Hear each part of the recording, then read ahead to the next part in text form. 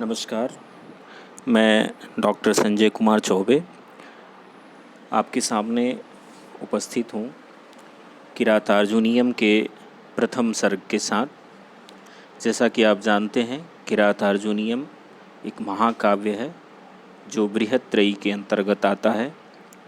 महाकवि भारवी की सबसे एकमात्र यशः भूत रचना है। महाकवि भारवी ने किरात और अर्जुन, किरात यानी शिव और अर्जुन, इन दोनों के द्वंद्व की कथा को आश्रित करके एक महाकाव्य की रचना की है, जिसमें संपूर्ण राजनैतिक परिदृश्य को उन्होंने दिखाने और बताने का प्रयास किया है। महाकवि भारवी राजनीति की रचना करने वाले, राजनीति के परिदृश्य को बताने वाले बहुत ही उत्तम कोटि के महाकवि माने गए हैं। भारवेरर्थ गौरवम के रूप में उनकी ख्याति है। किरातार्जुनीयम महाकाव्य जो है, यह मुख्य रूप से इसमें धीरोदात्त नायक के रूप में अर्जुन हैं और जो किरात वेशधारी शिव हैं, भगवान शंकर, वो प्रतिनायक के रूप में है। यहाँ पर दिव्य जो अस्त्र है, उस दिव्य अस्त्र का लाभ होता है अर्जुन को, वह उसका फल है। यहाँ पर वैदर्भी रीति और प्रसाद गुण से परिपूर्ण यह रचना है। प्रथम सर्ग जो बहुत ही अच्छे तरीके से महाकवि ने राजनीति के शब्दावली से शुरू करते हुए और संपूर्ण जो राजनैतिक परिदृश्य है उसके ओर संकेत करते हुए, उसके पुट को समलंकृत करते हुए उन्होंने इस महाकाव्य में इन सब चीज़ों का विस्तृत वर्णन किया है। इसका मंगलाचरण हम लोग देखते हैं जो वंशस्थ छंद में है। श्रियः कुरूणामधिपस्य पालनीं प्रजासुवृत्तिं यमयुं तवेदितुं सवर्णिलिङ्गी विदितः समाययौ युधिष्ठिरं द्वैतवने वनेचरः। यहाँ पर जो मंगलाचरण है, जैसा आप जानते हैं कि महाकाव्य में आशीर्वादात्मक, नमस्कारात्मक और वस्तु निर्देशात्मक मंगलाचरण होता है। तो यहाँ पर वस्तु निर्देशात्मक मंगलाचरण करते हुए महाकवि ने यह कहा है, जो श्री शब्द है वो भी मंगल का पर्यायवाची है। कहते हैं, श्रियः कुरूणाम अधिपस्य पालनीं प्रजासुवृत्तिं यमयुं तवेदितुं सवर्णिलिङ्गी विदितः समाययौ युधिष्ठिरं द्वैतवने वनेचरः। इसका प्रसंग ये है कि युधिष्ठिर द्वैतवन में हैं और वहाँ पर एक वनेचर आता है जो दुर्योधन की जो वृत्ति है प्रजापालन की, उसके बारे में वह बताने का प्रयास करता है। कहते हैं, इसका अन्वय हम देखेंगे कि कुरूणाम अधिपस्य श्रियः पालिनीं प्रजासुवृत्तिं वेदितुं यम अयुङ्क्त वर्णिलिङ्गी सवनेचरः विदितः सन् द्वैतवने युधिष्ठिरं समाययौ। कहते हैं, कुरूणाम अधिपस्य श्रियः। कुरुनाम से यहाँ तात्पर्य है जो कुरुवंश में आते हैं, उनके अधिपस्य, उसके जो स्वामी हैं दुर्योधन, उनकी श्रियः पालिनीं प्रजासुवृत्तिं वेदितुं यम अयुङ्क्त। यहाँ पर युधिष्ठिर ने एक वनेचर को नियुक्त किया था कि वह जाए और पता करे कि दुर्योधन किस तरह का व्यवहार अपनी प्रजा के साथ कर रहा है। उसी का वर्णन यहाँ पर है।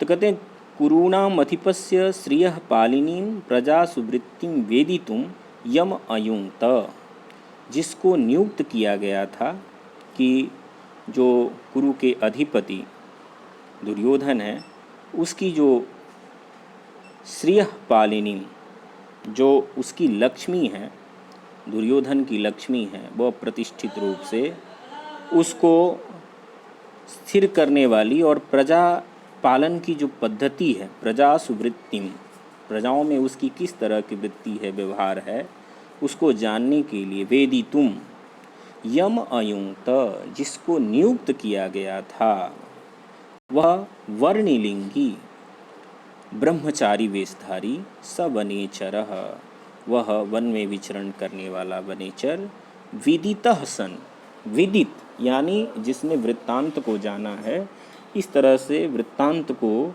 जान करके द्वैत बने, द्वैत नाम के वन में, द्वैताख्य बने, उस वन का नाम था द्वैत वन, जहाँ पर युधिष्ठिर थे। तो युधिष्ठिरम समाययो, युधिष्ठिर के पास आया। तो यहाँ पर बताया कि वह वर्णिलिंगी है, यानी ब्रह्मचारी वेशधारी है, ब्रह्मचारी का उसने वेश धारण कर रहा किया है, वह वनेचर है और उसको नियुक्त किया गया था कि वह जाए और दुर्योधन की जो प्रजा पालन की स्थिति है, कि वह अपनी प्रजा को किस तरीके से पालन कर रहा है, उनके साथ कैसा उसका व्यवहार है, ये सब चीज़ों को वह जान करके आया। और किसके पास? तो युधिष्ठिर के पास। कहाँ? तो वह द्वैत वन में आया।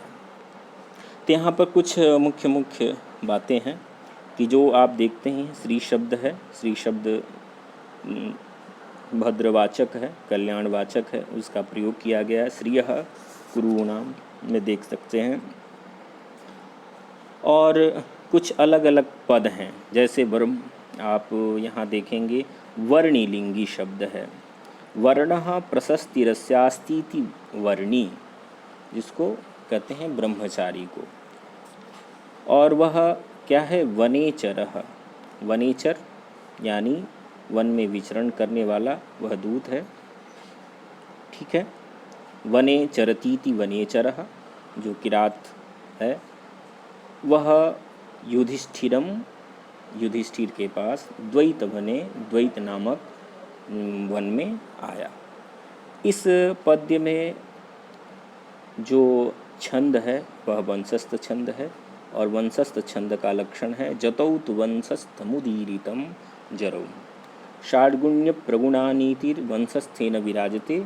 इस पंक्ति के साथ यह तात्पर्य है कि जो राजनीति का वर्णन करना हो तो वंशस्थ छंद बहुत ही उपयुक्त छंद माना जाता है, तो इसलिए महाकवि फाल्गुनी ने यहाँ वंशस्थ छंद का प्रयोग किया है। और आप देखेंगे इसका अर्थ भी आप समझें हिंदी में कि कुरु देश के जो अधिपति हैं, कुरूणाम अधिपस्य श्रियः पालिनीं प्रजा सुवृत्तिम वेदितुम। तो यहाँ देखती वृत्तिम वेदितुम, व्यवहार को जानने के लिए था। वृत्ति शब्द है व्यवहार को, उसको जानना है, वह कैसी है? तो श्रियः पालिनीं प्रजा सुवृत्तिम, कि प्रजाओं में किस तरह से उनकी स्थिर लक्ष्मी है, प्रतिष्ठित लक्ष्मी है, और प्रजा पालन किस तरह से कर रहे हैं, उनकी पद्धति क्या है, तरीका क्या है, उसको जानने के लिए उसको नियुक्त किया गया था।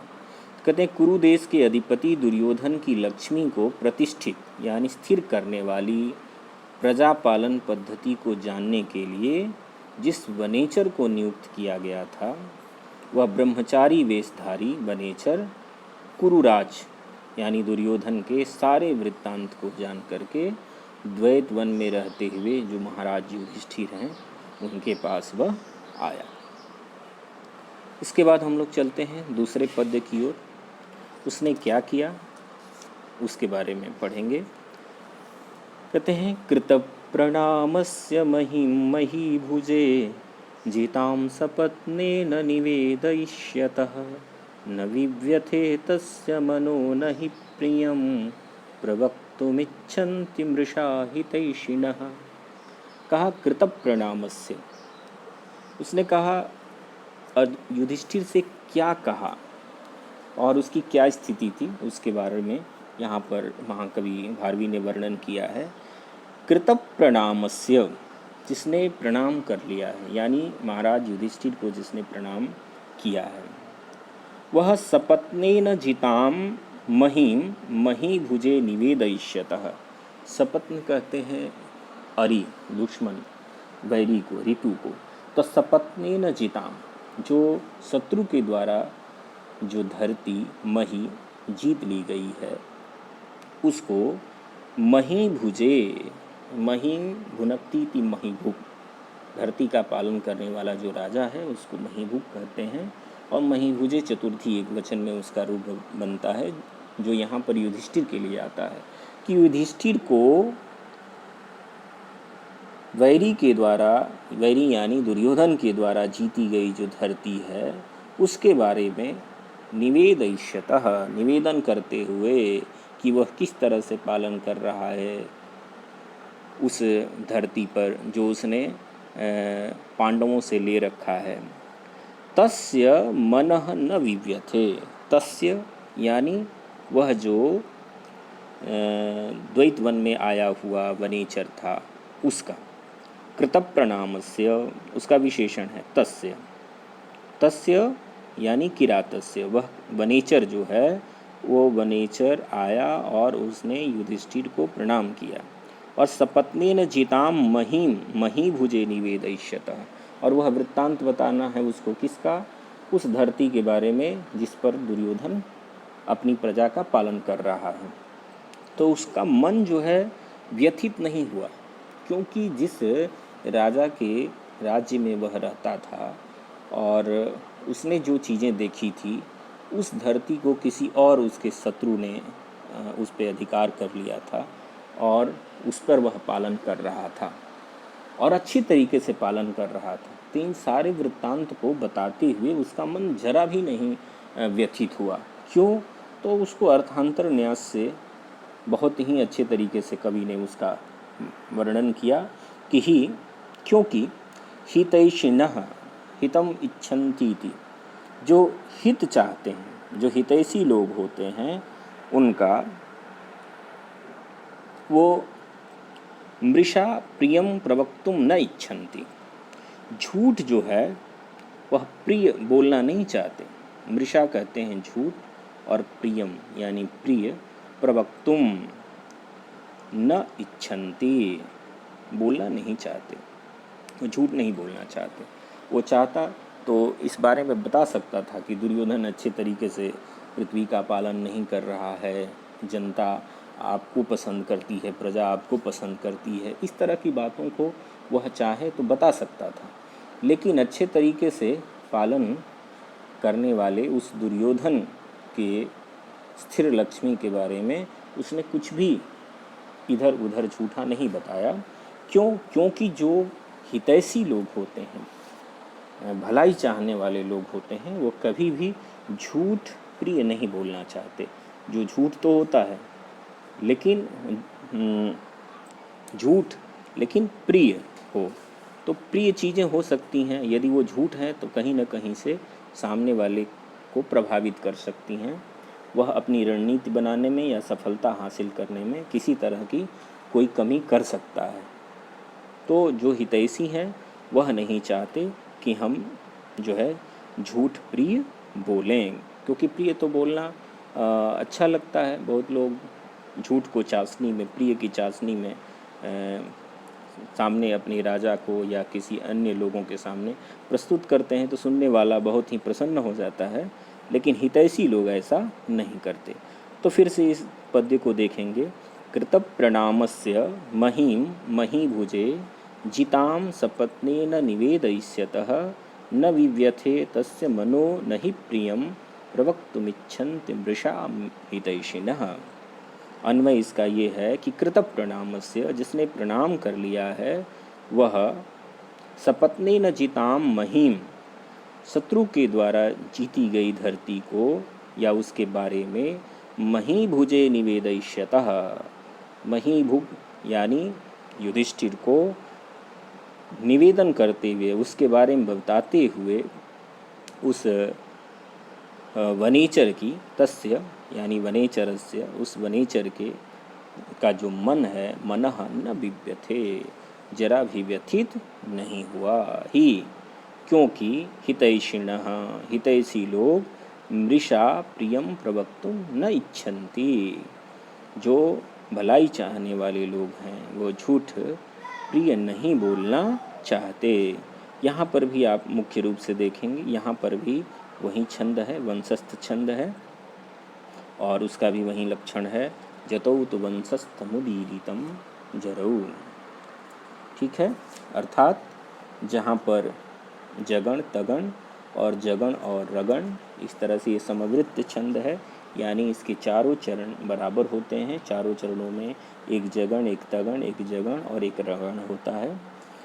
तो इस प्रकार हम लोग आज इन दो पद्यों के साथ इस कक्षा को यहीं विराम देंगे और फिर आगे क्रमशः इसी तरीके से प्रथम सर्ग के पद्यों की व्याख्या पढ़ेंगे। धन्यवाद।